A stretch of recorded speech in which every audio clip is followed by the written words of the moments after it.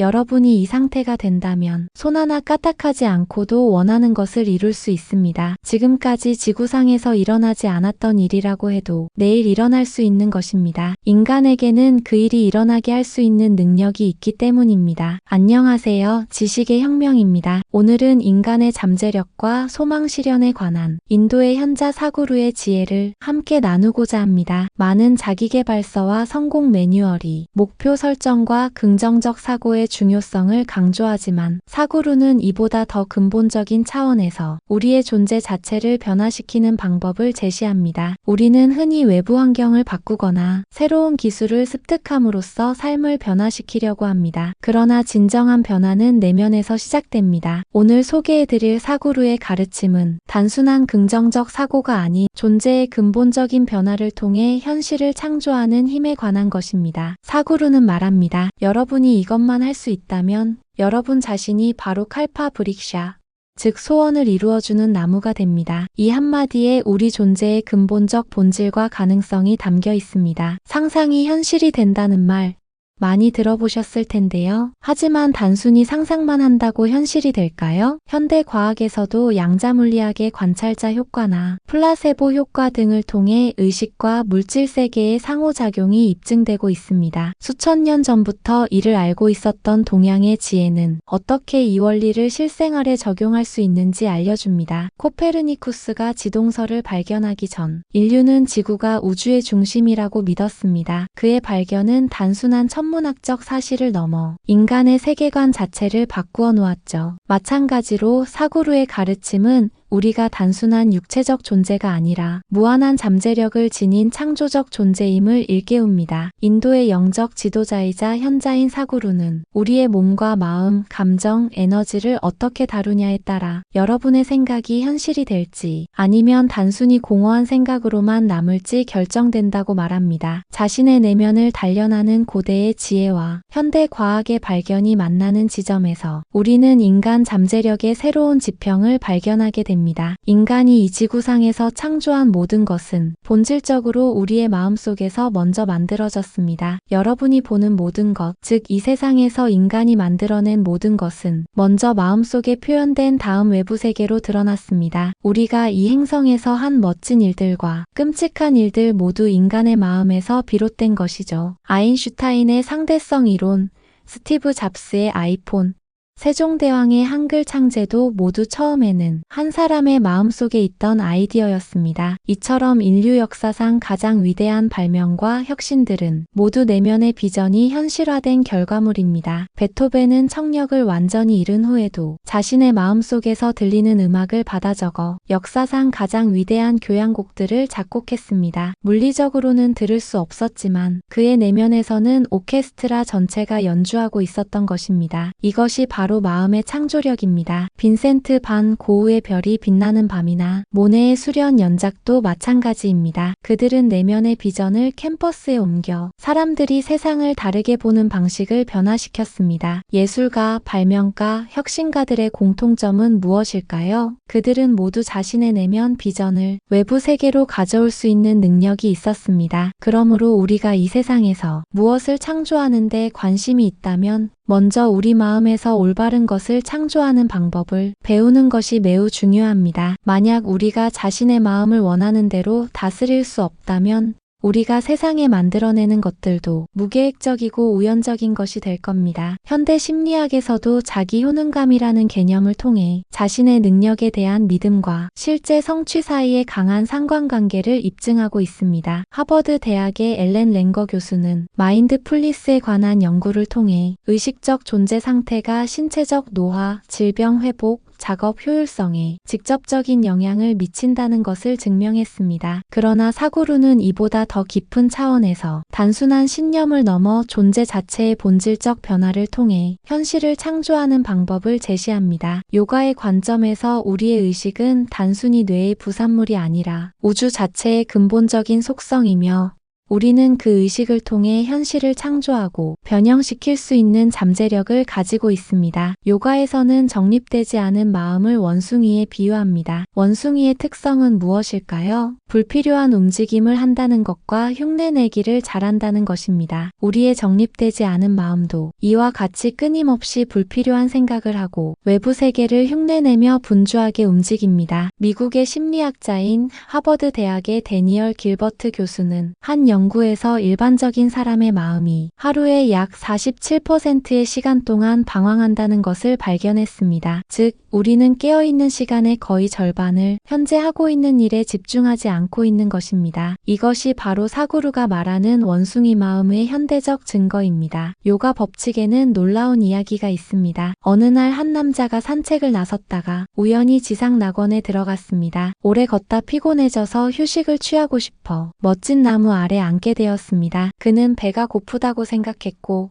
그 즉시 원하는 음식이 나타났습니다. 마실 것을 원하자 술과 음료가 나타났죠. 그러나 그의 마음속에서 원숭이가 움직이기 시작했습니다. 이게 대체 무슨 일이지? 귀신이 있는 게 틀림없어라고 생각했고 그 즉시 귀신들이 나타났습니다. 그는 귀신들이 자신을 둘러싸고 괴롭힐 것이라 생각했고 실제로 그렇게 되었습니다. 결국 귀신들이 나를 죽일 거야 라고 생각했고 정말로 죽어버렸습니다. 문제는 그가 칼파브릭샤, 즉 소원을 들어주는 나무 아래에 앉아 있었다는 것입니다. 음식을 요청하면 음식이 오고 술을 원하자 술이 나타났으며 귀신을 떠올리자 귀신이 왔습니다. 생각이 현실이 된 것이죠. 이 이야기는 단순한 우화가 아닙니다. 사구루는 이 이야기를 통해 우리의 마음이 얼마나 강력한 창조의 도구인지 그리고 동시에 통제되지 않은 마음이 얼마나 파괴적일 수 있는지를 보여줍니다. 현대 양자물리학에서는 관찰자 효과를 통해 의식이 물질 세계에 영향을 미친다는 것을 발견했습니다. 이중 슬릿 실험에서 과학자들은 관찰자의 존재 여부에 따라 입자의 행동이 달라진다는 것을 확인했습니다. 이는 의식과 물질 세계가 분리된 것이 아니라 서로 영향을 주고받는 하나의 시스템임을 시사합니다. 더 놀라운 것은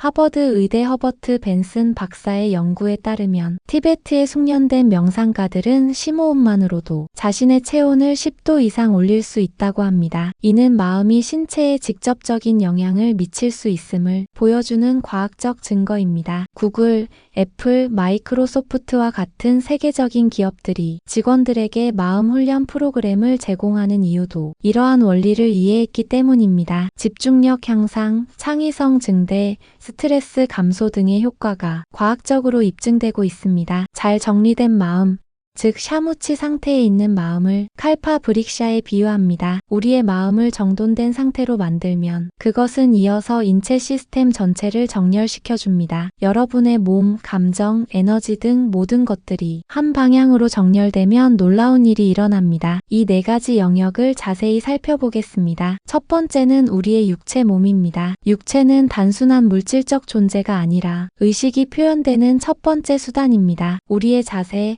호흡, 신체적 건강 상태는 모두 내면의 상태를 반영합니다. 요가와 명상을 통해 몸을 정렬하면 더 높은 차원의 에너지와 의식에 접근할 수 있습니다. 고대 요가 경전인 하타 요가 프라디피카에서는 몸이 안정되면 호흡이 안정되고 호흡이 안정되면 마음이 안정된다고 말합니다. 몸은 단순한 도구가 아니라 의식의 확장이며 그 자체로 지혜가 담겨 있습니다. 하버드 의대의 연구에 따르면 우리가 취하는 자세는 호르몬 분비에도 영향을 미친다고 합니다. 자신감 있는 파워 포즈를 2분만 취해도 자신감 관련 호르몬인 테스토스테론이 20% 증가하고 스트레스 호르몬인 코르티솔이 25% 감소한다는 연구 결과가 있습니다. 두 번째는 마음입니다. 생각과 인지적 과정을 다루는 영역으로 끊임없이 변화하고 움직이는 특성이 있습니다. 마음을 한 방향으로 집중시키고 안정화하는 것이 중요합니다. 이는 지속적인 명상과 자기 관찰을 통해 가능합니다. 뇌과학자 리처드 데이비슨 박사는 장기간 명상을 수행한 승려들의 뇌를 연구한 결과 감정 조절, 주의력, 공감 능력과 관련된 뇌 영역이 일반인보다 현저히 발달되어 있음을 발견했습니다. 특히 전두엽의 뇌파에서 명상 상태를 나타내는 감마파가 일반인보다 30배 이상 강하게 나타났습니다. 요가에서는 마음을 차야와 차이타냐로 구분합니다. 차야는 과거의 경험과 조건하에 기반한 반응적 마음이며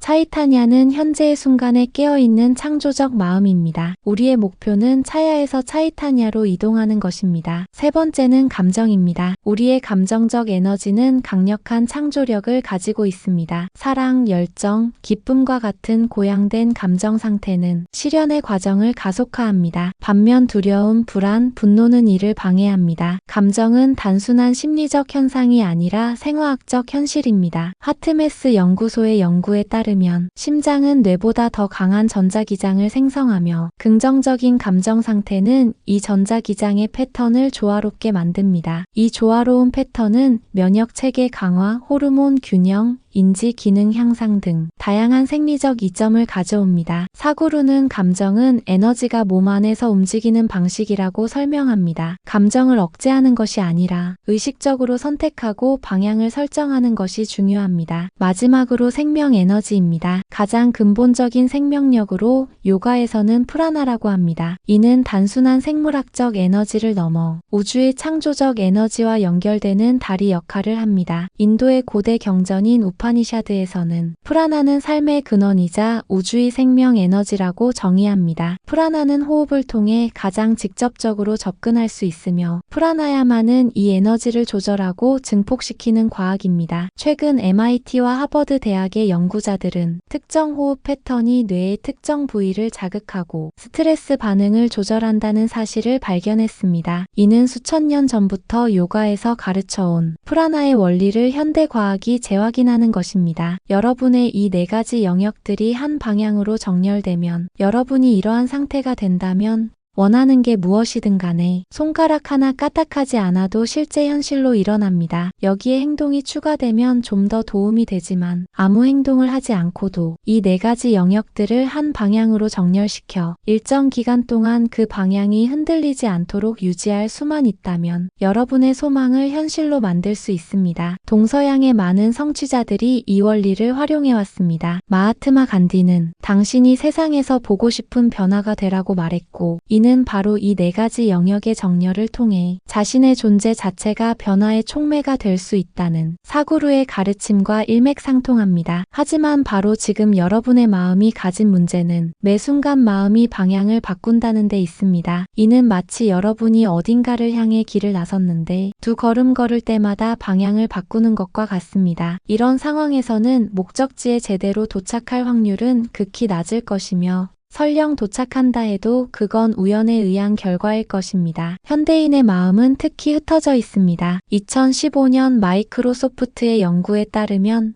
스마트폰 시대 이후 인간의 평균 집중 시간은 12초에서 8초로 감소했다고 합니다. 이는 금붕어의 집중력보다도 짧은 시간입니다. 이처럼 끊임없이 방향을 바꾸는 마음으로는 어떤 의미 있는 창조도 이루어낼 수 없습니다. 어떤 사람들은 자기가 무언가를 원하면 기대보다 훨씬 더 큰 걸 얻는다는 이야기를 들어봤을 겁니다. 일반적으로 이런 일은 믿음이 강한 사람들에게 일어납니다. 예를 들어 여러분이 집을 짓고 싶다고 가정해 보겠습니다. 여러분은 집을 지으려면 몇 억은 있어야 하는데 내 수중에는 몇백만 원밖에 없으니 불가능하겠어라고 생각합니다. 가능하다라고 말하는 순간 사실상 난 그것을 원하지 않는다라고 말하는 것입니다. 한편으로는 무언가를 원하는 욕망을 일으키고 또 다른 한편으로는 난 그걸 원하지 않아라고 말하는 거죠. 이것이 바로 대부분의 사람들이 자신의 소망을 실현하지 못하는 핵심적인 이유입니다. 그들은 한편으로는 원하면서 다른 한편으로는 그것이 불가능하다고 생각합니다. 이러한 내적 갈등은 창조적 에너지를 중화시키고 결국 아무것도 창조하지 못하게 만듭니다. 신이나 사원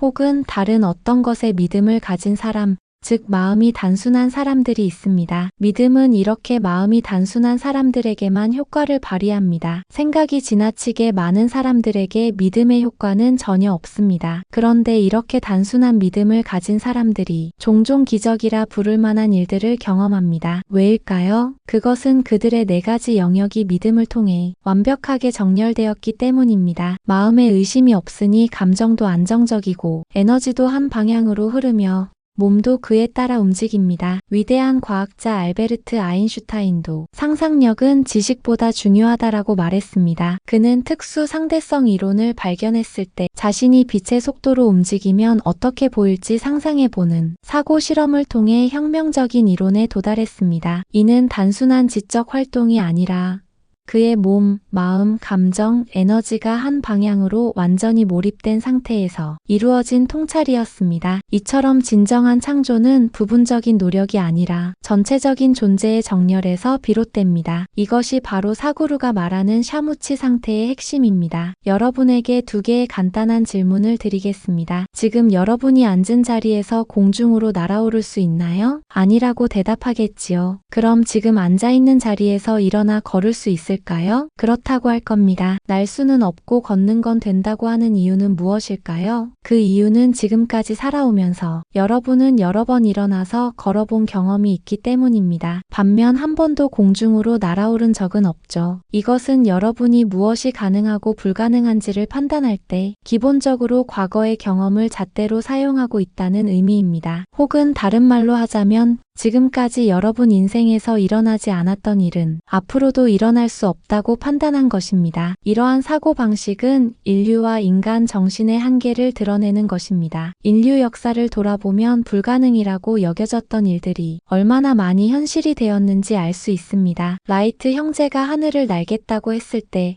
많은 사람들은 그것이 불가능하다고 생각했습니다. 에디슨이 전구를 발명하기 위해 1000번 이상의 실패를 겪었을 때 대부분은 그것이 불가능한 도전이라고 생각했습니다. 심지어 뉴욕타임즈는 1920년에 로켓이 우주로 날아갈 수 있다는 아이디어를 비웃는 사설을 실었습니다. 그로부터 49년 후 인간은 달에 발을 디뎠습니다. 인류 역사는 불가능을 가능으로 바꾸어 온 이야기로 가득합니다. 지금까지 지구상에서 일어나지 않았던 일이라고 해도 내일 일어날 수 있는 것입니다. 인간에게는 내일 그 일이 일어나게 할 수 있는 능력이 있습니다. 따라서 무엇이 가능하고 무엇이 불가능한지 여러분이 관여할 바가 아닙니다. 그건 자연의 몫입니다. 자연이 알아서 할 일입니다. 영국의 저명한 과학자 아서 C 클라크는 충분히 발달한 과학 기술은 마법과 구별할 수 없다고 말했습니다. 오늘날 우리가 당연하게 여기는 스마트폰, 인터넷, 인공지능 같은 기술들은 100년 전 사람들에게는 마법처럼 보였을 것입니다. 중요한 것은 여러분 자신이 진정으로 원하는 게 무엇인지 명확하게 파악하고 그걸 이루기 위해 노력하는 것입니다. 즉, 부정적인 생각에 섞여 사고의 힘이 약해지지 않게 하고 생각을 더 강렬하게 만들어야 합니다. 스티브 잡스가 아이폰을 만들 때 그는 불가능하다는 엔지니어들의 말에 가능하게 만들어라라고 대답했습니다. 그의 현실 왜곡장이라 불리는 이 특유의 확신은 단순한 긍정적 사고가 아니라 자신의 비전에 대한 완전한 몰입과 네 가지 영역의 완벽한 정렬이었습니다. 사구루는 자연은 여러분이 무엇을 할 수 있고 무엇을 할 수 없는지 정의하지 않습니다. 그것은 여러분의 인식이 만들어낸 제한일 뿐입니다. 라고 말합니다. 인간의 잠재력은 우리가 스스로 만든 한계에 의해서만 제한됩니다. 여기서 가장 중요한 점. 첫 번째는 자신이 진정으로 원하는 게 무엇인지가 명확해야 한다는 겁니다. 자신이 원하는 게 뭔지 모르고 그걸 만들어낸다는 건 있을 수 없는 일입니다. 그렇다면 인간은 진정으로 무엇을 원할까요? 표면적으로는 돈, 성공, 관계, 명예 등 다양한 것을 추구하는 것처럼 보이지만 그 근본에는 무엇이 있을까요? 대다수의 사람들이 진정으로 원하는 것을 살펴보면 즐겁고 평화로운 삶을 살고 싶어 합니다. 인간관계에서는 사랑과 애정이 충만하길 원하죠. 다시 말해 어느 누구든지 우리 모든 인간이 추구하는 것은 내면의 즐거움과 외적으로 자신의 주위에 즐거움이 있기를 바랍니다. 사구루는 이 즐거움이 우리 존재의 다양한 차원에서 어떻게 표현되는지 설명합니다. 첫째로 몸에서의 즐거움입니다. 이 즐거움이 우리 몸 안에서 일어나면 우리는 이를 건강이나 유쾌함이라 부릅니다. 육체적 웰빙, 활력, 건강한 신체 기능 등이 여기에 해당합니다. 둘째는 마음에서의 즐거움입니다. 이 즐거움이 마음에서 일어난다면 그것을 평화와 기쁨이라고 합니다. 마음의 명료함, 집중력, 창의성, 내적 평온 등이 이 차원의 표현입니다. 세 번째 감정에서의 즐거움입니다. 즐거움이 감정에서 일어나면 이를 사랑과 자비라고 합니다. 따뜻한 인간관계, 공감, 연결감, 타인을 향한 열린 마음 등이 이 영역의 표현입니다. 네 번째로 에너지 차원에서의 즐거움입니다. 즐거움이 에너지 차원에서 일어나면 이를 황홀함이라 합니다. 깊은 명상 상태, 초월적 경험, 영적 깨달음 등이 이 차원에서 경험됩니다. 이게 모든 인간이 추구하는 전부입니다. 직장에 일을 하러 가거나 돈을 벌고 경력을 쌓거나 가정을 꾸리거나 친구를 만나러 가거나 사원에 가든 상관없이 누구나 원하는 건 여전히 같습니다. 바로 내적인 즐거움과 외부 즐거움입니다. 여러분 자신이 평화적인 존재,